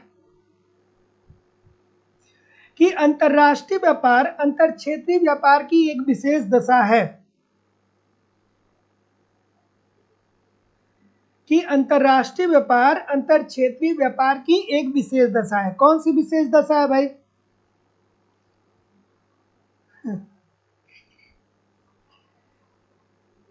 कोई कह रहा है कि गुरुजी हम आपकी रिस्पेक्ट करते हैं, आपने ब्लैक कर दिया। अरे भाई गुरु अगर जो पीट भी दे ना तो भी वो गुरु ही रहता है। हम लोग बचपन में अपने गुरु से कितने पीटे हुए। चलिए क्या उत्तर आ रहा है? लेकिन एक जो टीचर मेहनत से पढ़ाता है ना वो आप लोगों से भी बहुत उम्मीद करता है। चलिए आगे बढ़ते हैं क्लास की तरफ। क्या उत्तर आ रहा है भाई? अंतरराष्ट्रीय व्यापार अंतर क्षेत्रीय व्यापार की एक विशेष दशा है। तो जैसा कि मैं देख पा रहा हूं ऑप्शन नंबर क्या बोल रहे हैं? ठीक है, और कोई? तो जितने लोग भी बी बोल रहे हैं ओहलिन साहब की बात बोल रहे हैं, बिल्कुल ठीक बोल रहे हैं। तो देखिए एक होता है अंतरराष्ट्रीय व्यापार, मतलब जब एक राष्ट्र दूसरे राष्ट्र से व्यापार करता है तो उसे हम अंतरराष्ट्रीय व्यापार कहते हैं। ठीक है, तो अंतरराष्ट्रीय व्यापार के क्षेत्र में हेक्सर ओहलिन साहब ने क्या कहा था ना कि साधन संपन्नता में भिन्नता के कारण दो देश आपस में व्यापार करते हैं। यही बात उन्होंने ये भी कहा कि देखिए अंतरराष्ट्रीय व्यापार अंतर क्षेत्रीय व्यापार की ही एक विशेष दशा है। अंतर क्षेत्रीय व्यापार का मतलब क्या होता है? जब एक क्षेत्र दूसरे क्षेत्र से व्यापार करता है। जैसे आप लोग देखते हैं कि कश्मीर से, हिमाचल प्रदेश से क्या होता है कि हमारे प्रदेश में फल आता है। अगर जो आप यूपी से बिलोंग करते हैं या अगर जो आप बिहार से बिलोंग करते हैं तो फल बेसिकली हम लोगों के राज्यों में तो होता नहीं। हम लोग के राज्य में क्या होता है? गेहूं होता है, चावल होता है। तो हम लोग क्या करते हैं कि जिन राज्यों में गेहूं चावल नहीं होता है, सरसों नहीं होता है, उनको गेहूं चावल सरसों हम लोग भेजते हैं और वो लोग हमें फलों को भेजते हैं, उनके पास जो होता है। तो यही बात हेक्सर ओहलिन ने कही थी। तो जितने लोग भी ऑप्शन नंबर बी बोल रहे हैं ठीक बोल रहे हैं। अगला कि विश्व व्यापार संगठन के एक प्रावधान के अनुसार मोस्ट फेवरेट राष्ट्र की परिस्थिति प्रदान की जाएगी। किसको प्रदान की जाती है भाई? सभी लोग वीडियो को लाइक और शेयर कर दीजिए। इतने सारे लोग क्लास देख रहे हैं। सोनी शर्मा जी, प्रियांशु जी, नौशाद अली जी, विश्वास राय जी, पारस कुमार जी, पिंकी कुमारी जी, धर्मेंद्र प्रसाद जी, जानकी कुमारी जी, जितेंद्र जी, सर्वेश कुमार जी, भगवंती जी, ठीक है, अक्षय जी, तस्नीम खान जी, विकास कुमार मिश्रा जी, संजय बहादुर लाल जी, मीनू यादव जी, निधि पाठक जी, राकेश विंद जी, जितेंद्र जी, राजन सिंह जी, सभी लोगों से निवेदन है वीडियो को लाइक और शेयर कर दिया करिए। क्या उत्तर आ रहा है? सी बोल रहे हैं। तो जितने लोग भी सी बोल रहे हैं सभी लोग का उत्तर ठीक हो जाएगा कि विश्व व्यापार संगठन के एक प्रावधान के अनुसार मोस्ट फेवरेट राष्ट्र की परिस्थिति प्रदान की जाएगी। किसको प्रदान की जाती है भैया? तो मोस्ट फेवरेट राष्ट्र वे राष्ट्र होते हैं जो डब्ल्यूटीओ के सदस्य होते हैं, अर्थात विश्व व्यापार संगठन के सभी सदस्य देशों को। तो जितने लोग भी ऑप्शन नंबर क्या बोल रहे हैं? सी बोल रहे हैं, सभी लोग का उत्तर बिल्कुल ठीक हो जाएगा। विश्व व्यापार संगठन की शुरुआत कब होती है? 1 जनवरी 1995 में। और विश्व व्यापार संगठन क्यों बनाया गया? इसका उद्देश्य क्या था? इसका उद्देश्य ये था कि विश्व के अलग अलग देशों को एक ऐसी मंच प्रदान किया जाए जिस मंच पे विश्व के सभी देश आकर के आपस में सुगमता पूर्वक व्यापार कर सके और अपने लाभ को अधिकतम कर सके और अपने आर्थिक विकास को आगे बढ़ा सके। तो जितने लोग भी ऑप्शन नंबर सी बोल रहे हैं ठीक बोल रहे हैं। अगला, अंतरराष्ट्रीय मुद्रा कोष के मुख्य लक्ष्य क्या है?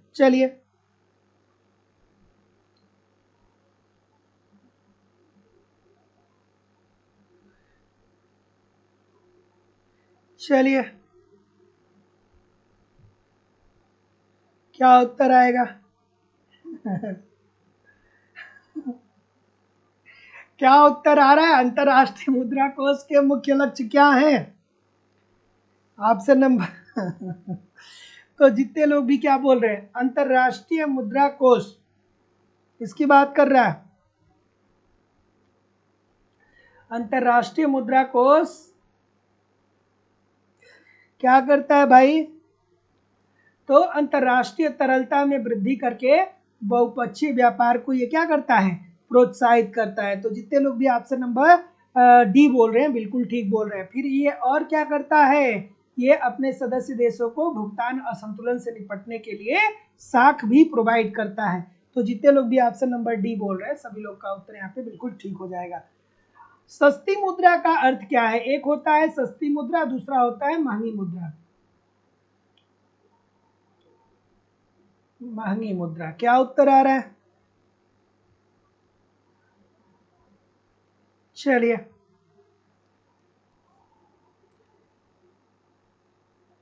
कि सस्ती मुद्रा और महंगी मुद्रा का मतलब क्या होता है? तो सस्ती मुद्रा का मतलब यह होता है कि ऐसी मुद्रा जिसका अंतरराष्ट्रीय, हाँ क्या बोल रहे? ठीक है, एक दो तीन चीजें यहाँ पे और देख लीजिएगा। एक होता है सी बोल रहे, ठीक है। तो सस्ती मुद्रा का मतलब यह होता है कि मुद्रा को प्राप्त करने की लागत आपकी क्या हो गई है? घट गई है।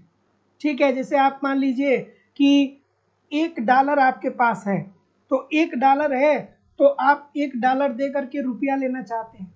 ठीक है, तो जाहिर सी बात है कि रुपए को प्राप्त करने की लागत घट गई है, तो इसे हम लोग क्या बोलेंगे? सस्ती मुद्रा बोलेंगे। और महंगी मुद्रा क्या होगी? ऐसी मुद्रा जिसको प्राप्त करने की लागत बढ़ जाए, जैसे कि डॉलर हो गया। ठीक है, उसी तरीके से याद रखिएगा कठोर मुद्रा। कठोर मुद्रा क्या होता है? कठोर मुद्रा ऐसी मुद्रा होती है जिसका अंतरराष्ट्रीय बाजार में मांग बहुत ज्यादा होता है लेकिन पूर्ति कम होती है। ठीक है, इसे कठोर मुद्रा बोलते हैं या हार्ड करेंसी बोलते हैं, जैसे अमेरिकी डॉलर। और दूसरा क्या होता है? दूसरा होता है मुलायम मुद्रा।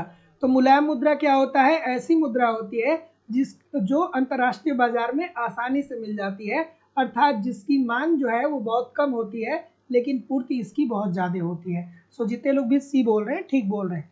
अगला, कि फिशर के मुद्रा परिमाण सिद्धांत में यदि मुद्रा की मात्रा तथा मुद्रा का चलन वेग 2 गुना कर दिया जाए तो मूल्य स्तर पर क्या असर पड़ेगा? तो देखिए भैया, फिशर साहब की अगर जो बात करें तो मुद्रा परिमाण सिद्धांत दिया था इन्होंने। फिशर साहब ने क्या कहा था? फिशर साहब ने 2 समीकरण दिए थे। फिशर साहब का मूल समीकरण क्या था? फिशर साहब का मूल समीकरण था mv = pt। और फिशर साहब का संशोधित समीकरण क्या था? तो संशोधित समीकरण था m dash v dash plus mv pt। अभी मैं आप लोगों से पूछ दूं कि आप मुझे सभी लोग कमेंट करके बताइए कि m का क्या मतलब है, v का मतलब क्या है, m डैश का मतलब क्या है, v डैश का मतलब क्या है, p का मतलब क्या है, t का मतलब क्या है। सभी लोग कमेंट करके बताओ यार, केवल हम ही थोड़ी बताएंगे, सभी लोग कमेंट करके बताइए। तो फिशर ने मुद्रा परिमाण सिद्धांत दिया था जिसमें उन्होंने बताया कि मूल, यहाँ से 1-2 प्रश्न पक्का, कोई भी परीक्षा दे रहे हैं 1-2 प्रश्न पक्का आ जाएगा। तो मूल समीकरण में mv = pt, संशोधित समीकरण m dash v dash plus mv = pt, क्या बोला था कि अगर जो अर्थव्यवस्था में मुद्रा की पूर्ति बढ़ेगी, अर्थात मुद्रा की मात्रा अगर जो अर्थव्यवस्था में बढ़ेगी तो इससे कीमत स्तर में 2 गुने की वृद्धि होगी। मुद्रा की पूर्ति बढ़ेगी तो कीमत स्तर में क्या होगी, कीमत स्तर में 2 गुने की वृद्धि होगी, और जो मुद्रा की वैल्यू होगी, मुद्रा का जो मूल्य होगा वो क्या हो जाएगा, आधा हो जाएगा। तो जितने लोग भी ऑप्शन नंबर बी बोल रहे हैं कि पहले की अपेक्षा 2 गुना हो जाएगा, सभी लोगों का उत्तर यहाँ पे एब्सोल्युटली 100% ठीक हो जाएगा। अगला प्रश्न कि निम्नलिखित में से कौन से एक को M3 में सम्मिलित नहीं किया जाता है। M3 में किसको सम्मिलित नहीं किया जाता है भाई, बताइए। M3 में किसको सम्मिलित नहीं किया जाता है। और इतने सारे लोग क्लास देख रहे हैं फिर भी लाइक और शेयर की संख्या बहुत कम है। सभी लोग यार वीडियो को लाइक कर दिया करिए, शेयर कर दिया करिए। सभी लोग एक बार वीडियो को लाइक कर दीजिए, पहले शेयर कर दीजिए। क्या उत्तर आ रहा है सर? ठीक है कि निम्नलिखित में से कौन एक को M3 में सम्मिलित किया जाता है। अब अगर जो आपने M0 को नहीं पढ़ा है, M0 को आरक्षित मुद्रा बोलते हैं। M0 को क्या बोलते हैं, आरक्षित मुद्रा बोलते हैं। M0 की अवधारणा किसने दिया था, रेड्डी समिति ने दिया था। M1, M2, M3, M4 की अवधारणा किसने दिया था, तो M1, M2, M4 की अवधारणा जो दिया गया था वो चक्रवर्ती समिति के द्वारा दिया गया था। चक्रवर्ती समिति के द्वारा दिया गया था, चक्रवर्ती समिति के द्वारा दिया गया था। एक सेकंड, चक्रवर्ती समिति के द्वारा दिया गया था, चक्रवर्ती समिति के द्वारा दिया गया था। M1 को क्या बोलते हैं, M1 व M2 को हम लोग संकीर्ण मुद्रा बोलते हैं या नैरो मनी बोलते हैं। ठीक है, संकीर्ण मुद्रा या नैरो मनी। ठीक है, संकीर्ण मुद्रा या नैरो मनी। अमूमन आपके पेपर में M1 ही पूछता है। ठीक है, M1 को संकीर्ण मुद्रा या नैरो मनी बोलते हैं। और M3, M4 को हम लोग क्या बोलते हैं, विस्तृत मुद्रा बोलते हैं। M1, M3, M4 को हम लोग विस्तृत मुद्रा बोलते हैं, लेकिन आपके पेपर में विस्तृत मुद्रा के रूप में M3 ही दिया जाता है। ठीक है, तो इतनी बातें आपको समझ में आ गई। अब इसमें क्या पूछ रहा है कि निम्नलिखित में से कौन एक को M3 में सम्मिलित नहीं किया जाता है। अब कुछ लोग के दिमाग में आया होगा कि सर जी ये M0 क्या होता है, M1, M2, M3, M4 क्या होता है। तो भैया आसान भाषा में मैं बताऊं तो RBI के द्वारा जो अर्थव्यवस्था में मुद्रा डाली गई है ना, इसी मुद्रा को M1, M2, M3, M4 के रूप में कोडित किया गया है, जिसमें M1 के अंतर्गत आप देखते हैं कि नोट व सिक्के आते हैं। ठीक है, M1 के अंतर्गत क्या आते हैं, नोट व सिक्के आते हैं। ठीक है, और अगर जो M3 की बात करें तो M3 में क्या क्या आता है भाई, M3 में क्या आता है, M3 is equal to M1 और प्लस बैंकों के पास लोगों की सावधि जमा है, बैंकों के पास लोगों की सावधि जमा है। और इसमें पूछ रहा है किसको सम्मिलित नहीं किया जाता है, तो डाक खाने के बचत बैंकों में बचत निपेश को सम्मिलित नहीं किया जाता है। तो जितने लोग भी सी बोल रहे हैं सभी लोग का उत्तर यहाँ पे बिल्कुल ठीक हो जाएगा। मुद्रा का परिमाण सिद्धांत सबसे पहले किसने प्रतिपादित किया।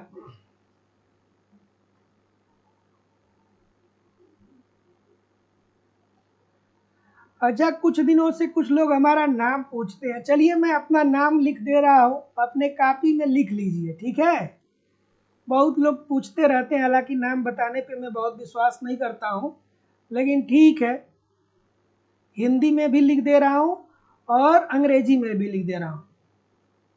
ठीक है, क्या लिखा है, क्या लिखा है, ये मेरा नाम है। ठीक है, ये हिंदी में लिख दिया। ठीक है, और इंग्लिश में भी लिख दे रहा हूं। आज के बाद कोई नहीं पूछेगा कि सर जी का नाम क्या है। मैं कई दिनों से देख रहा हूं, बहुत सारे कई लोग पूछ रहे हैं। ठीक है, एक सेकेंड, एक सेकेंड, मार्कर थोड़ा सा नहीं चल रहा है। ठीक है, ठीक है, ये मेरा नाम है ना। अब आज के बाद कभी नहीं भूलिएगा। क्या उत्तर आ रहा है भाई, कि मुद्रा का परिमाण सिद्धांत सबसे पहले किसने दिया था, तो मुद्रा का परिमाण सिद्धांत किसने दिया था सबसे पहले। तो जितने लोग भी ऑप्शन नंबर क्या बोल रहे हैं, क्या बोल रहे हैं सर, क्या बोल रहे हैं कि मुद्रा का परिमाण सिद्धांत किसने दिया था सबसे पहले। तो सबसे पहले मुद्रा का परिमाण सिद्धांत दिया था डेवन जेट्टी साहब के द्वारा। तो जितने लोग भी बी बोल रहे हैं सभी लोग का उत्तर यहाँ पे एब्सोल्युटली बिल्कुल ठीक है। ये कब की बात है? ये 16वीं शताब्दी में ही मुद्रा का परिमाण सिद्धांत किसने दिया था? किसने दिया था? डेवन जेट्टी के द्वारा दिया गया था। तो जितने लोग भी ऑप्शन नंबर बी बोल रहे हैं सभी लोग का उत्तर ठीक हो जाएगा। कोई पूछ रहा है सर जी नाम का अर्थ बता दीजिए। देखिए, नीलोत्पल का मतलब होता है नीला कमल, और नीला कमल जो होता है वो बहुत ही रेयर होता है ना? नीला कमल जो होता है वो बहुत ही रेयर होता है। सो ऑप्शन नंबर बी बिल्कुल ठीक हो जाएगा। पढ़ाई पे कंसंट्रेट करिए आप लोग, ठीक है? चलिए, तो जितने लोग भी बी बोल रहे हैं ठीक बोल रहे हैं। चलिए, कि प्राथमिक घाटा बराबर होता है, प्राथमिक घाटा किसके बराबर होता है? ठीक है, चलिए।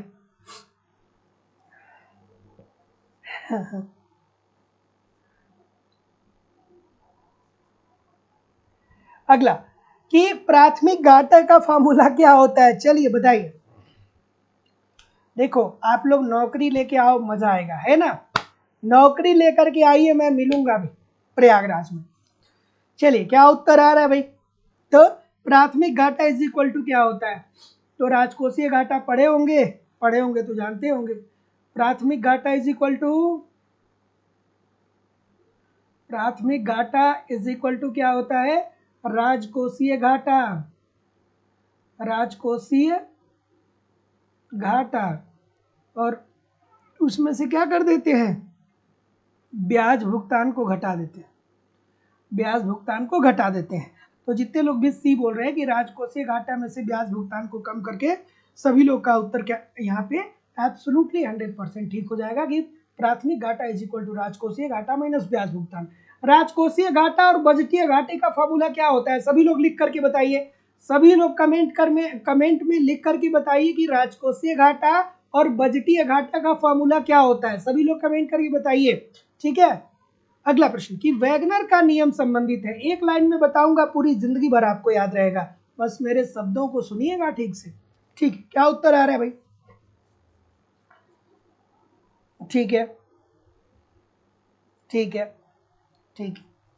तो देखिए, वैगनर का जो नियम है ना, ये राज्य के बढ़ते क्रियाकलापों से संबंधित है। और वैगनर का नियम क्या बताता है? वैगनर का नियम ये बताता है कि जब अर्थव्यवस्था में आर्थिक विकास होता है ना, तो आर्थिक विकास के कारण अर्थव्यवस्था में वस्तुओं की मांग में भी वृद्धि होती है, और मांग के साथ साथ उत्पादन अर्थात पूर्ति में भी वृद्धि होती है। तो जब मांग और पूर्ति में वृद्धि होती है तो ऐसी स्थिति में सार्वजनिक क्रियाकलापों में तेजी आती है। सार्वजनिक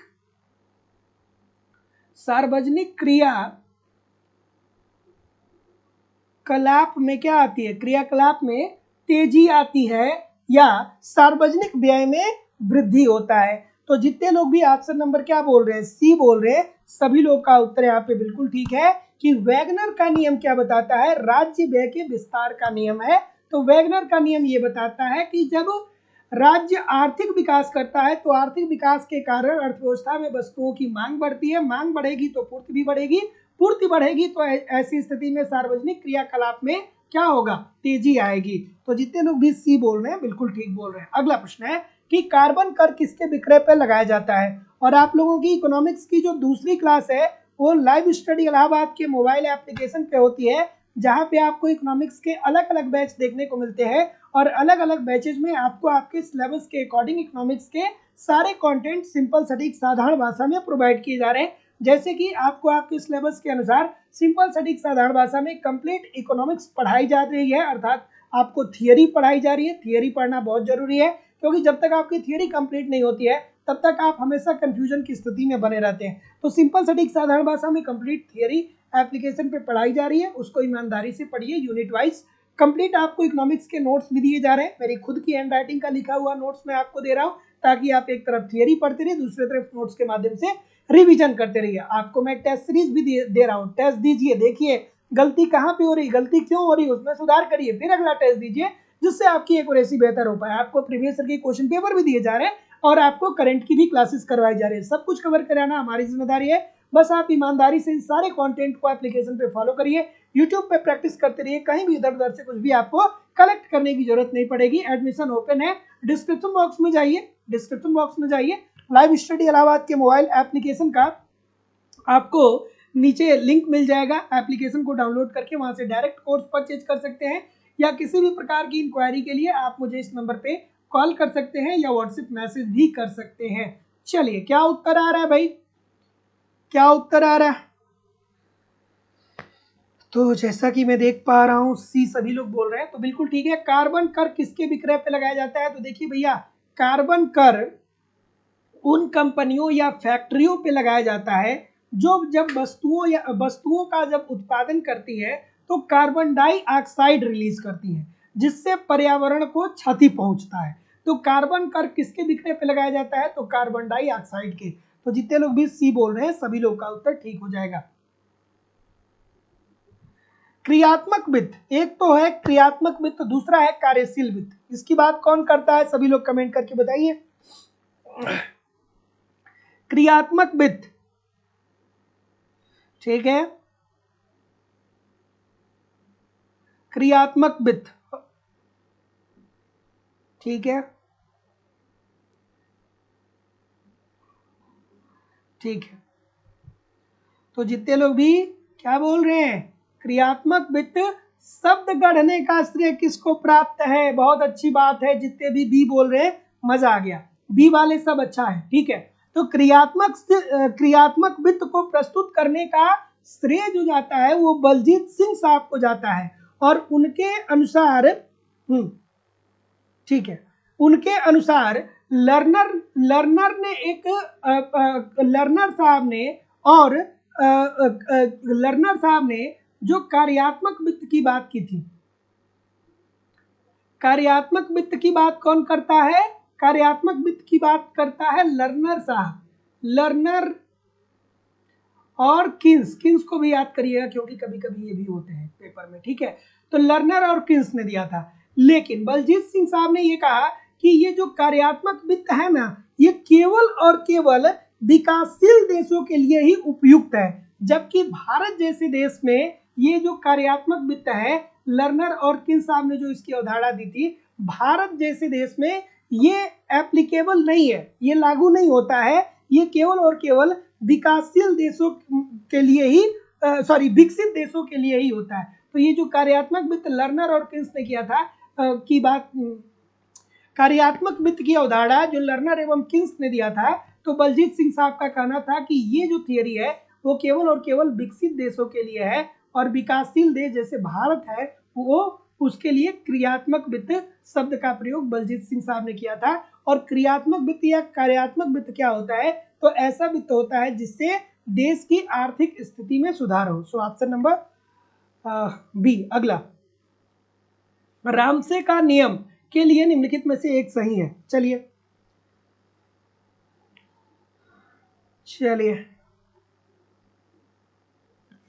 क्या उत्तर आ रहा है भाई कि रामसे कर नियम के लिए निम्नलिखित में से कौन सा एक सही है?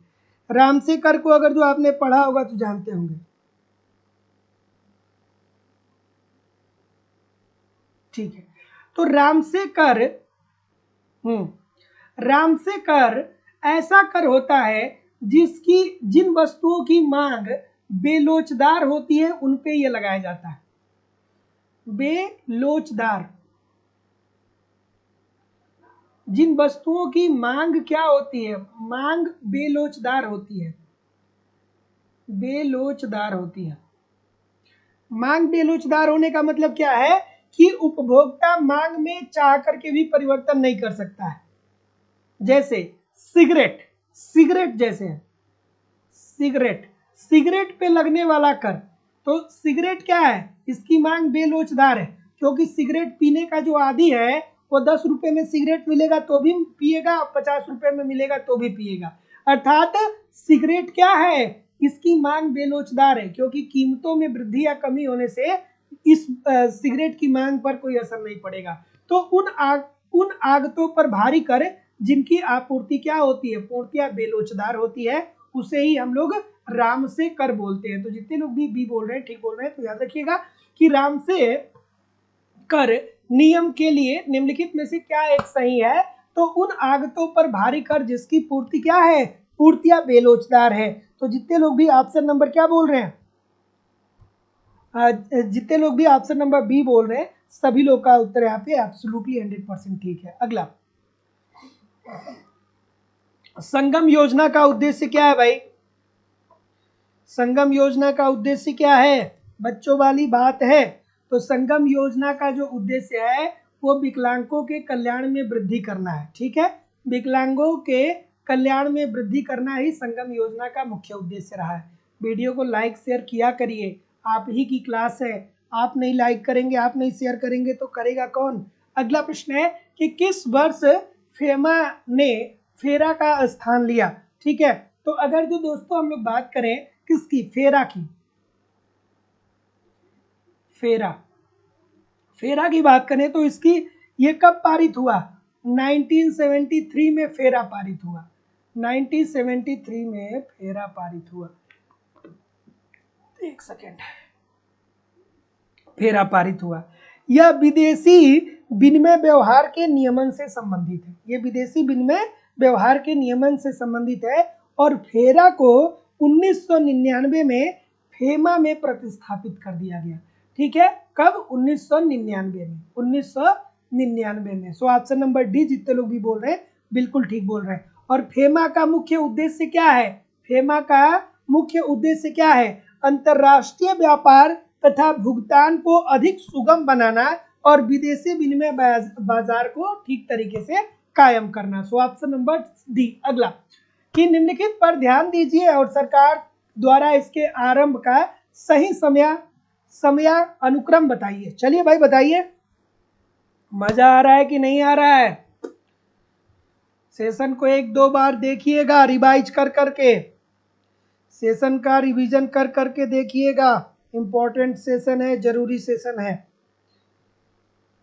क्या उत्तर आ रहा है?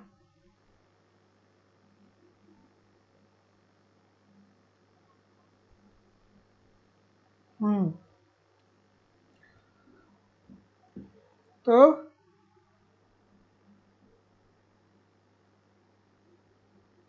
ऑप्शन नंबर, तो एमआरटीपी एक्ट क्यों आया था? कमेंट करके बताइए, एमआरटीपी एक्ट क्यों आया था? सभी लोग कमेंट करके बताइए, सभी लोग कमेंट करके बताइए कि एमआरटीपी एक्ट कब आया था। तो एमआरटीपी एक्ट जो आया था वो 1969 70 में आया था ना, वित्तीय वर्ष। ठीक है, उसके बाद अगर जो हम लोग बात करें कार्य के बदले अनाज प्रोग्राम, सो कार्य के बदले अनाज प्रोग्राम 1977 78 वाले वित्तीय वर्ष में आया था। उसके बाद अगर जो बात करें IRDA की बात करें, IRDA की बात करें तो ये कब आया था? 1979 80 में आया था। और फेमा की बात करें तो अभी कुछ देर पहले हम लोगों ने देखा था 1999 में, 1999 में। तो जितने लोग भी ऑप्शन नंबर क्या बोल रहे हैं, एक बोल रहे हैं ना, पहले नंबर पे ये आ जाएगा, दूसरे नंबर पे ये आ जाएगा, एक सेकेंड, तीसरे नंबर पे ये आ जाएगा, चौथे नंबर पे ये आ जाएगा। ऑप्शन में तो एरर दिया गया लग रहा है ना, ऑप्शन में कुछ एरर है। 2 3 ऑप्शन में एरर है, ठीक है ना, ऑप्शन में एरर है। 1 2 3 ऑप्शन में एरर है। चलिए, 2 होना चाहिए, फिर 3 होना चाहिए, फिर 4 होना चाहिए और फिर 1 होना चाहिए। कोई है ऑप्शन में? कोई है? 2 3 4 1 है? नहीं है तो चलिए आप बना लीजिएगा। ठीक है, चलिए आगे बढ़ते हैं। प्रधानमंत्री ग्रामोदय योजना का आरंभ कब हुआ? प्रधानमंत्री ग्राम उदय योजना का प्रारंभ कब हुआ? प्रधानमंत्री ग्रामोदय योजना का आरंभ कब हुआ? चलिए ए है तो ठीक है, ए उत्तर कर लीजिएगा। प्रधानमंत्री ग्रामोदय योजना का आरंभ कब हुआ? तो प्रधानमंत्री ग्रामोदय योजना की जो शुरुआत होती है वो कब होती है, किस वित्तीय वर्ष में होती है? वित्तीय वर्ष 2001 में, ठीक है, अर्थात ऑप्शन नंबर डी। इस योजना को चलाने के पीछे सरकार का उद्देश्य क्या था? तो सरकार का उद्देश्य ये था कि ग्रामीण क्षेत्रों में लोगों के जीवन स्तर में सुधार किया जाए, ग्रामीण जीवन में सुधार किया जाए, ग्रामीण जीवन में सुधार किया जाए और गांव में अच्छी शिक्षा उपलब्ध कराई जाए, अच्छी स्वास्थ्य सुविधाएं उपलब्ध कराई जाए, अच्छी परिवहन की व्यवस्था उपलब्ध कराई जाए, अच्छी बिजली की परिवहन की व्यवस्था उपलब्ध कराई, अच्छी बिजली की व्यवस्था प्रोवाइड कराई जाए। तो जितने लोग भी ऑप्शन नंबर क्या बोल रहे हैं, डी बोल रहे हैं, ठीक बोल रहे हैं। तो प्रधानमंत्री ग्रामोदय योजना का शुरुआत जो होता है वो 2000 में होता है और ये केंद्र सरकार के द्वारा चलाई गई योजना थी और इस योजना को चलाने के पीछे सरकार का उद्देश्य था ग्रामीण जीवन में सुधार लाना, जिससे ग्रामीण एरिया में शिक्षा का विकास हो सके, स्वास्थ्य का विकास हो सके, परिवहन और बिजली आदि इन सभी चीज़ों का विकास हो सके। सो जितने लोग भी डी बोल रहे हैं बिल्कुल ठीक बोल रहे हैं, कहीं भी जाइएगा नहीं, कमेंट करके बताइए कितने प्रतिशत प्रश्न आपके सही हुए। और दोस्तों आप लोगों की इकोनॉमिक्स की जो दूसरी क्लास है वो लाइव स्टडी इलाहाबाद के मोबाइल एप्लीकेशन पे होती है, जहाँ पे आपको लाइव स्टडी इलाहाबाद के मोबाइल एप्लीकेशन पे इकोनॉमिक्स के अलग अलग बैच देखने को मिलते हैं और अलग अलग बैचेज में आपको आपके सिलेबस के अकॉर्डिंग इकोनॉमिक्स के सारे कंटेंट सिंपल सटीक साधारण भाषा में प्रोवाइड किए जा रहे हैं।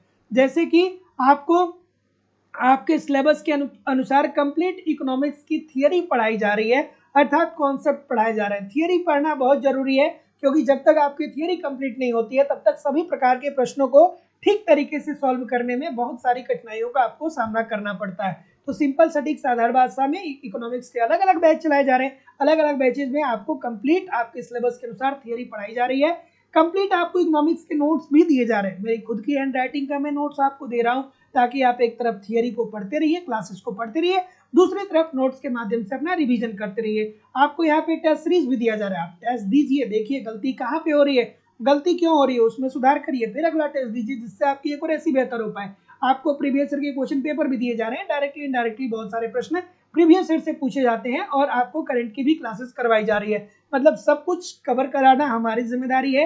एक रणनीति के तहत आपको यहाँ पे सारे कंटेंट दिए जा रहे हैं, इसे ठीक तरीके से पढ़िए, सिंपल सटीक साधारण भाषा में आपको ये सारे कंटेंट दिए जा रहे हैं, ठीक तरीके से एप्लीकेशन पे इसे फॉलो करिए, यूट्यूब पे प्रैक्टिस करते रहिएगा। जो इतने सारे माध्यम से आप इकोनॉमिक्स की तैयारी कर रहे हैं, यूट्यूब पे प्रैक्टिस कर रहे हैं, तो भाई प्रश्न कहाँ से बनेंगे, सब कुछ आपका यहीं से कवर हो जाएगा।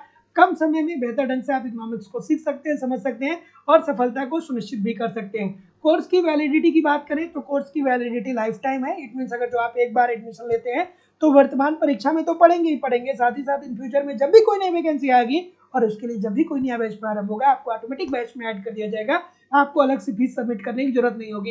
एडमिशन ओपन है, एडमिशन लेने के लिए डिस्क्रिप्शन बॉक्स में जाइए, एप्लीकेशन का लिंक दिया गया, एप्लीकेशन को डाउनलोड करके डायरेक्ट कोर्स परचेज कर सकते हैं। लाइफ टाइम की वैलिडिटी के साथ एडमिशन फीस केवल और केवल 2000 रुपये है। तो और आपको इकोनॉमिक्स के सभी बैच मिल जाएंगे। उत्तर प्रदेश में TGT, PGT, GIC lecturer, LT grade, BPSC TRE, Bihar में सेट और बेट के लिए बैच मिल जाएंगे, मध्य प्रदेश में वर्ग 1, वर्ग 2, मध्य प्रदेश में सेट, उत्तराखंड में lecturer, UGC net, Chhattisgarh set, Jharkhand TGT, Jharkhand PGT, DSSB, अलग अलग राज्यों में असिस्टेंट प्रोफेसर, एमबीएस, केबीएस और अन्य परीक्षाओं के लिए आपको इकोनॉमिक्स के बैच मिल जाएंगे। तो किसी भी इंक्वायरी के लिए आप चाहें तो मुझे इस नंबर पे कॉल कर सकते हैं या व्हाट्सएप मैसेज भी कर सकते हैं, या आप चाहें तो डायरेक्ट मुझे कॉल भी कर सकते हैं या व्हाट्सएप मैसेज भी कर सकते हैं, या आप चाहें तो डायरेक्ट डिस्क्रिप्शन बॉक्स में जाइए, एप्लीकेशन का लिंक दिया गया है, एप्लीकेशन को डाउनलोड कर लीजिए और वहाँ से डायरेक्ट कोर्स परचेज कर लीजिए। So thank you very much everybody, मिलते हैं हम लोग नेक्स्ट क्लास में, तब तक के लिए आप पढ़िए, आगे बढ़िए, नमस्कार, धन्यवाद। जाते जाते चैनल को सब्सक्राइब करके बेल आइकन को जरूर क्लिक कर दीजिए।